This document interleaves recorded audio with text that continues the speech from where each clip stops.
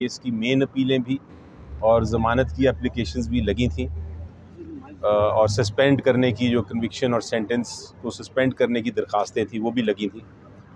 Prosecution ने आके request की कि उनको वक्त चाहिए, नैब ने भी आके रिक्वेस्ट की तोशा खाना केस में कि उनको वक्त चाहिए। अदालत ने कहा कि वक्त हम नहीं दे सकते ज़्यादा, आपको एक आखिरी चांस दे देते हैं, आप मंगल को आके बहस कर लें।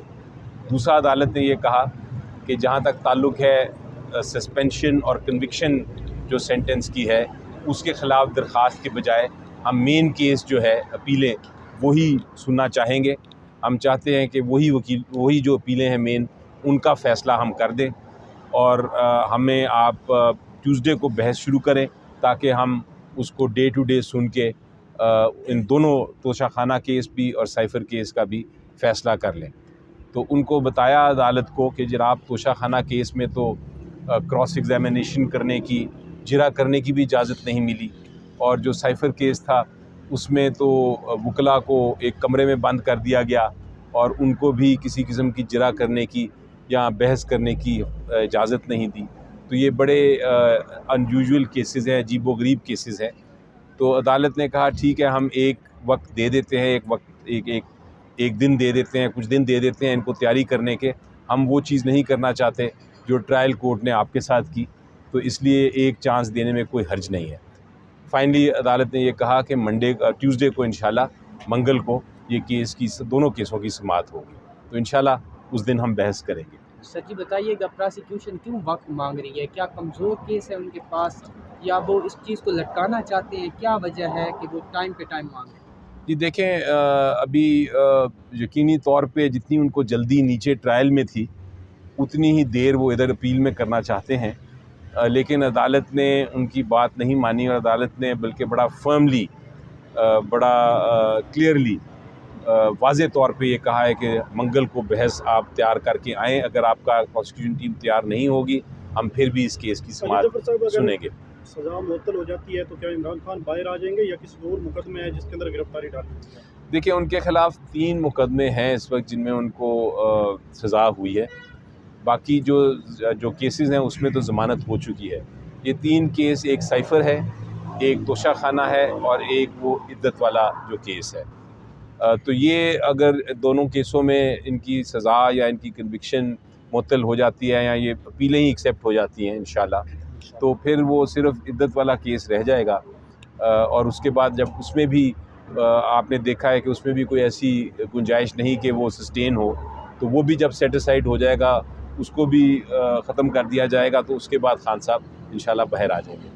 उसके बाद कोई हुकूमत तो रखना नहीं डालेगी अपनी तरफ से, जिस तरह माजी के अंदर एक दफ़ा रिहाई होती थी दोबारा फिर कारकुनों को गिरफ्तार कर लिया जाता था, रहनुमा को, वही पैटर्न तो नहीं अपनाया जाएगा? जी देखिए, पहले तो ये पैटर्न अपनाया जा रहा था केयर टेकर हुकूमत में, तो उम्मीद तो ये है कि इस हुकूमत में जो इलेक्शन के बाद आएगी उसमें शायद ऐसा ना हो, लेकिन कोई पता नहीं।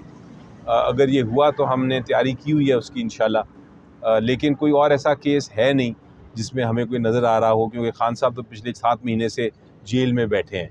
तो जेल में तो आप कोई नया जुर्म नहीं कर सकते जिसके ऊपर वो FIR करेंगे। सर, आपकी इमरान खान साहब से मुलाकात होती रहती है, तो उन्होंने ये नहीं कहा कि जब मैं बाहर रहूँगा कोई एहतजाज धरने का, उन्होंने कोई आपको कहा है, आइडिया दिया है आपको? नहीं, अब तो देखें इंशाल्लाह जब बाहर आएंगे तो वो मेरा ख़्याल है जो हमारी 3 प्रॉन्ग स्ट्रेटजी है, 3 साइड पे स्ट्रेटजी है, वही अपनाएंगे। एक तो है पार्लियामेंट में वो हम भरपूर जो हिस्सा है अपना डालेंगे, चाहे हुकूमत बनाने में चाहे अपोजिशन में। इसी तरह हमने ये भी फ़ैसला किया है कि जो कानूनी रास्ते हैं वो भी हम अपनाएंगे और तीसरी तरफ जो इशू है स्ट्रीट प्रोटेस्ट्स का, सड़कों पे जो प्रोटेस्ट करने का हक़ है वो भी इस्तेमाल करेंगे। तो खान साहब ने यही स्ट्रेटजी बनाई है और यही स्ट्रेटजी अपनाएंगे। अगर तब्दील करने की ज़रूरत पड़ी ये स्ट्रेटजी को तो बाहर आके वो तब्दील कर सकते हैं। सर बताइएगा, आज जो कौमी असम्बली का इजलास बुलवाया गया है, कहा जा रहा है कि ये इन पे आर्टिकल 6 लग सकता है, इसमें किस हद तक सदाकत है? जी देखें, मेरे लिहाज से ये इजलास जो है ये एक नामुकम्मल नेशनल असम्बली का इजलास है, क्योंकि जो रिज़र्व सीट्स हैं औरतों की और माइनॉरिटीज़ की, बहुत सारी बेतहाशा रिज़र्व सीट्स, उनका फ़ैसला अभी इलेक्शन कमीशन ऑफ पाकिस्तान ने किया नहीं।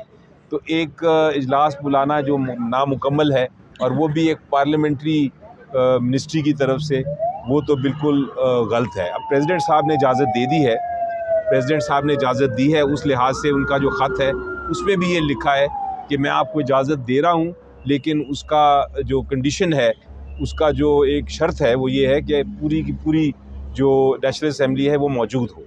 तो वो शर्त पूरे किए बगैर ये सेशन को बुला लिया गया है, तो मेरी नज़र में ये सेशन भी गलत है। सर जी